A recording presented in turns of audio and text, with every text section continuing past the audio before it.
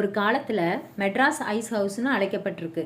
அமெரிக்காவில் இருந்து ஃப்ரெடிக் டியூடர் கப்பல் வழியாக சென்னைக்கு ஐஸ் கட்டிகளை கொண்டு வந்து அதை உருகாமல் இருக்க டபுள் வால் மெத்தடில் and semi circular Victorian architecture மெத்தடில் கட்டியிருக்காங்க.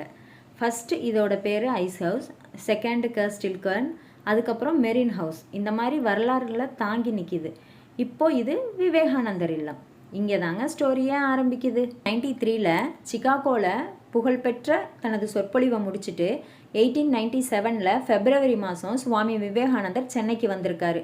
அப்போது இந்த பில்டிங்கில் தான் 9 நாள் தங்கி இருந்திருக்காரு. அதோட நினைவாகத்தான் 1963 சுவாமி விவேகானந்தர் நூற்றாண்டு விழாவை முன்னிட்டு தமிழ்நாடு அரசு இந்த கட்டிடத்தை அதிகாரப்பூர்வமாக விவேகானந்தர் இல்லமாக பெயர் மாற்றியிருக்காங்க. என்ட்ரி டிக்கெட் வாங்கிட்டு நம்ம உள்ளே போகும்போதே ஐஸ் ஹவுஸுடைய பழைய ஃபோட்டோஸ், ஐஸ் ஹவுஸ் பற்றிய தகவல்கள் அண்டு விவேகானந்தருடைய குரூப் ஃபோட்டோஸ் இருக்குது. இதையெல்லாம் பார்க்கும்போதே ஒரு விதமான மகிழ்ச்சி நம்மக்கிட்ட ஒட்டிக்கும். ஃப்ளோர் ஃபுல்லாக ஆர்ட் கேலரி இருக்குங்க. விவேகானந்தருடைய பிரின்சிபல்ஸ் போர்ட்ரேட்டாக வச்சுருக்காங்க. அதை பார்த்துட்டு அப்படியே உள்ளே போனோன்னா அந்த காலத்தில் கிணறு போன்ற வடிவத்தில் இருக்க இந்த இடத்துல தான் ஐஸ் கட்டிகளை எப்படி சேகரித்து வச்சாங்க அப்படிங்கிற மாதிரியை வச்சுருக்காங்க. அதுக்கப்புறம் அங்கே ஆஞ்சநேயர் அப்புறம் திருவள்ளுவருடைய சிலைகள் இருக்குது. இதை தொடர்ந்து மேலே போனோன்னா ஐஸ் ஹவுஸ் ஃபஸ்ட்டு எப்படி இருந்துச்சு அப்படிங்கிறத ஒரு வடிவமாக செஞ்சு வச்சுருக்காங்க. அதுக்கப்புறம் நிறைய ஓவியங்கள் இருக்குது, அதனுடைய விளக்கங்களும் இருக்குது. இதையெல்லாம் நம்ம படிக்கும்போது இதையெல்லாம் யோசிக்க கூட நேரம் இல்லாமல் தான் நம்ம சுற்றிக்கிட்டு இருக்கோம். நெக்ஸ்ட்டு மேக்கிங் ஆஃப் விவேகானந்தா அப்படிங்கிற ரூம்குள்ளே போனோம். அங்கே வீடியோஸ் எடுக்க அலோடு இல்லைங்க. ஆனால் அங்கே ராமகிருஷ்ணரோட விவேகானந்தர் இருக்க மாதிரி சிலைகள் இருக்குது. அது மட்டும் இல்லை, விவேகானந்தரனுடைய பிரம்மாண்டமான சிலையும் இருக்குது. அந்த ரூம்லையே arise awake experience your inner strength அப்படிங்கிற 3D டாக்குமெண்ட்ரி ஃபிலிமில் இருக்குது. இதில் நச்சிகேதன் அப்படிங்கிற பையனோட ஸ்டோரியை வச்சு விவேகானந்தருடைய கருத்துக்களை புரிய வைக்கிறாங்க.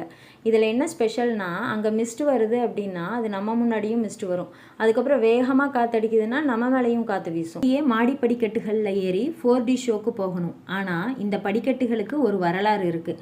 சுவாமிஜி சென்னை பயணத்தை முடிச்சுட்டு கல்கத்தா கிளம்புறக்காக படிக்கட்டுகளில் இறங்கி வந்துட்டு இருந்தாராம். அப்போ சென்னையை சேர்ந்த சில அன்பர்கள் ஆன்மீக பணி இங்கே தொடரணும் அப்படின்னா எங்களுக்கு ஒரு மடம் வேணும்னு கேட்டாங்களாம். அப்போது ராமகிருஷ்ணானந்தரை அனுப்பி வைக்கிறேன்னு சொல்லிட்டு போனாராம்.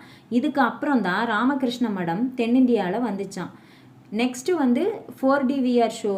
இதில் எப்படின்னா கன்னியாகுமரியில் சுவாமி விவேகானந்தருடைய வாழ்க்கை பயணம், விவேகானந்தருடைய பாறை, இதை பற்றி சொல்கிறாங்க. இப்போது விவேகானந்தர் பாறையில் உட்காந்து தியானம் பண்ணுறாரு அப்படின்னா அவர் மேலே அலைகள் விழுகும். அது அப்படியே நம்ம மேலேயும் விழும். இது ஒரு ரியல் எக்ஸ்பீரியன்ஸாக இருந்துச்சு. Next 3D show. விவேகானந்தர் சிகாகோ மாநாட்டில் பேசினது நம்மளுக்கு 3D ஃபிலிமாக காமிக்கிறாங்க. இது ஒரு 15 மினிட்ஸ் போகுங்க. இதை பார்த்துட்டு வெளியே வந்தோன்னா செல்ஃபி வித் சுவாமிஜி இருக்குது. அதில் 3D எஃபெக்டோட நம்ம சுவாமிஜி கூட நிற்கிற மாதிரி ஃபோட்டோ எடுத்து கொடுக்குறாங்க. அந்த ஃபோட்டோ நெக்ஸ்ட்டு செகண்டே நம்ம மொபைலுக்கு அனுப்பிடுறாங்க. விவேகானந்தர் தங்கி இருந்து தியானம் செய்த அறை இருக்குது. அது இப்போவும் வெல் மெயின்டைன்டாக இருக்குது. நம்மளும் அங்கே போய் தியானம் செய்யலாம். அங்கே போனாவே நம்மளுக்கு ஒரு அமைதி கிடைக்குதுங்க. இதை ஏன் நான் சொல்கிறேன்னா, நம்ம மனசு பரபரன்னு ஏதாவது யோசிச்சுட்டே இருக்கா, ஆனால் அங்கே போனால் அது அமைதியாகும். அதை நம்ம உணர முடியும். இதை பார்த்துட்டு கீழே இறங்கணும் அப்படின்னா பார்க் இருக்குது. Park entry evening 5 o'clock. இங்கே புக் ஸ்டோர் இருக்குது. ராமகிருஷ்ண மடத்தில் கிளாஸ் கூட எடுக்கிறாங்க. யாராவது விருப்பம்னா கூட போய் சேரலாம். Every Monday leave. விவேகானந்தா ஹவுஸோடைய opening time morning 10 to 12:30, again 3 to 7:15. Entry ticket 50 ரூபா தாங்க. கட்டாயம் போய் பாருங்கள். ட்ரஸ்ட் மீ, பீஸ்ஃபுல் மைண்ட் செட்டோட வெளியே வருவீங்க.